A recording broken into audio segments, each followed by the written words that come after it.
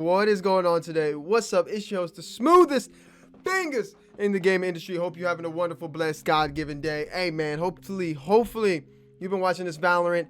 VCS, VCT, I always get VCS and VCT mixed up if you know about Valorant, but I always get them mixed up. Today, we're talking about Masters. Hopefully, you've been watching the Masters. It is an absolute banger. Seeing everybody get back to LAN again, no matter what platform it's on, no matter what game it's on. LAN is the best way to compete at a tournament, hands down, bar none. It's the truth. All right, so today what we're going to be taking a look at is 100 Thieves and Gambit. This is one of the biggest games and one of the closest games that we've had so far in Masters, especially from the heavy hitters like Gambit and like 100 Thieves. There's a lot of drama going on with Shazam saying something about 100 Thieves losing to Gambit, 100 Thieves and Sentinels not really getting along. Some of that NA beef is out there. There's a lot going on right now. And so we're going to talk about that. We're going to break down some of this footage and some of this VOD reviews for you. Tomorrow we'll have G2 and Sentinels. Just got done watching this game. That's why I'm getting this up a little bit late. Don't worry though, that VOD will be up tomorrow. We'll talk about how G2 just come out of the woodworks and upset Sentinels. We're gonna go through all of that, but today we're gonna watch the VOD review. We're gonna do another one. It's been a while since I did Valorant, so hang with me, be patient with me, and let's get on into the video. All right, so I have some notes here. So we got timestamps. Look, your man came prepared today. All right, I came prepared. Austin is gonna push up mid right here.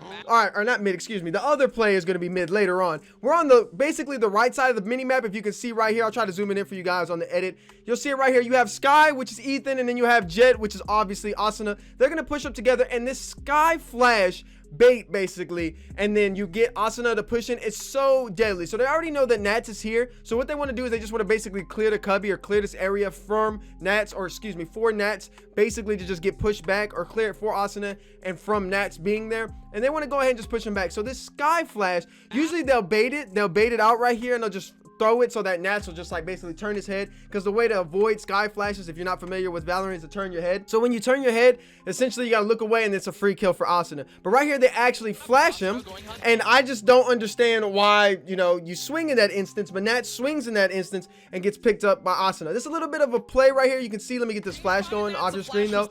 You can go ahead and see like the teamwork that was played right there. So pick that up if you're new to the game, if you're new and you want to know how to use Sky and a Jet combination right there. It was absolutely perfect execution. All right, so this round right here, Defo essentially just takes over the game. I just wanted to showcase how great of knives Defo comes out and shows right here. He absolutely just destroys everybody on 100 Thieves, and I think he 1v3s this. So let's just sit back, enjoy this. I'll break it down as I see it, but just enjoy this.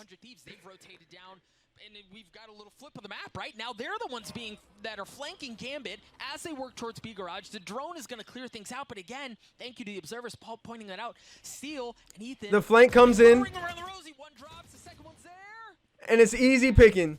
Easy picking for Chronicles. So right here we have a 1v4. How could Defo ever possibly manage to win this? And we see some magic, man. Just some absolute magic. Ooh, look at that little headshot. Gets a headshot on the steal. Comes around the corner. Right here, what he's trying to do is basically just try to pick off one by one. Don't know how he hits that shot on the Nitro. Just absolutely insane shot. Defo manages to pick up the spike as well. Understands Hiko's there. Ethan's going in there as well. Hits another nasty shot on Ethan, and this is the one where it's like Hiko, the clutch master, or is Defo going to get his clutch? And he gets his clutch. Oh my gosh. One of the dirtiest plays I have seen in Valorant history, man. It is absolutely just like, oh my goodness. I couldn't believe it happened when I seen it. All right, so right here, what you're going to be seeing on this clip is Defo basically creating space between him and 100 Thieves. The reason why we have this, and I wanted to mark this down, I basically created a video a while back on Apex Legends, and it was how Bloodhound can create space. Jet is the space creator mostly on Valorant in this game, and the way it works in almost every FPS that you do, if you have ability characters, you want to use mostly speed characters or characters who have a speed boost, or you use scan characters, intel characters. So another way you can create space is by Sova. You can also do it with flash characters such as Sky, but it's very rare to do that because you're not really doing anything to really push them out. You're just stunning them for a little bit longer, nothing to really be fearful of. But with Bloodhound and with Jet and with Sova and with characters like this, essentially what you have to do is you have to create space. Instead of me doing a whole breakdown of how to create space with Jet, excuse me, I will do that at some point later on. We're going to show you right here how Defo create some space with Jet at this moment right here. So He gets a pick again with his him and his knives, right? It's just crazy. He creates some space or gets a kill with these knives, and now he's going to create some space. Now he's going to lead the charge with these knives into the base. A lot of people in ranked play, I get really upset about this. They don't do this with Jet, right? Not just ranked play, but a lot of the players that I'm coaching, they don't do this. Create some space with Jet. Create it. Let you know you have mobility. You have smokes. You can get out of situations. Go in there, man. Don't be scared. Don't be fearful. Get in there. And that's exactly what he does. The commentator even comes out and says he creates space. You'll be able to hear that.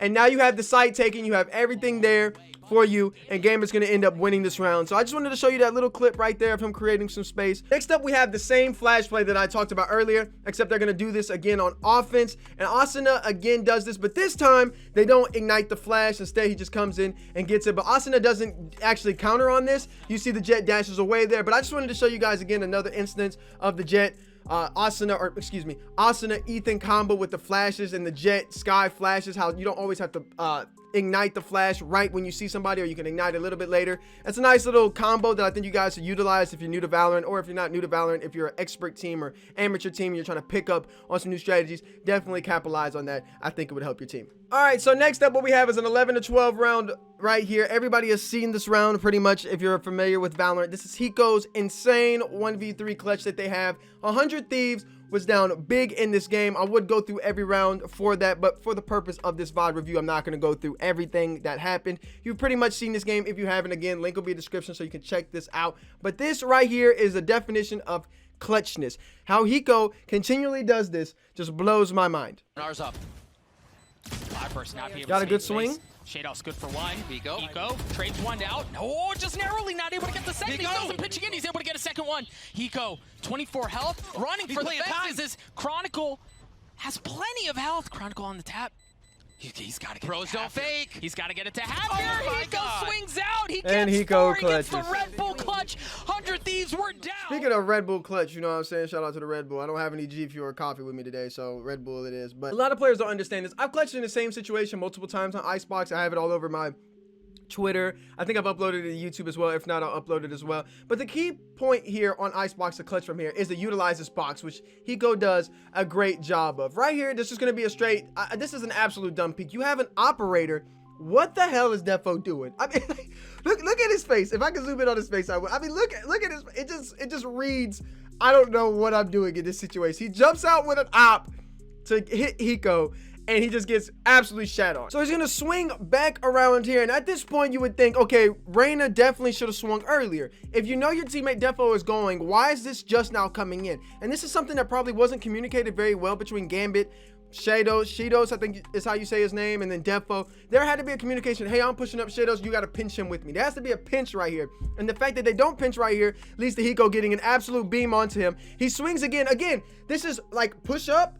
One backs up, one pushes up. It's got to be unison. You both have to push together, and they don't push together. There's no synchronization here, and it leads to Hiko getting easy kills, and it's just easy. It's too easy for Hiko. He's such a veteran. He's been in the game long enough. He knows that if you push him one-on-one, he's just going to pick you off the whole time, and he just abuses that as he should. So that was the highlight of the second game. There was other rounds that we could have broke down and went into actual strats of how they did anything, but there just wasn't nothing off the wall here. I said this a lot earlier, and I said this on the podcast that we did on the Smooth Touch. It just seems yet again that 100 Thieves have learned from their mistakes. If you haven't seen the video of me covering 100 Thieves and how T1 broke them on Icebox, please go check that out. Link will be in the description below. But it just seems like 100 Thieves learned so much from that, and every time I see them play Icebox, they just look phenomenal. Even if they show up or don't really have a good showing, I guess you would say in the first half, they always tend to show back up later on in the game, and that's what they do. So right here, I want to talk about 100 Thieves and Gambit and how to utilize the Viper's Pit. A lot of people won't talk about how important of a round this was for 100 Thieves.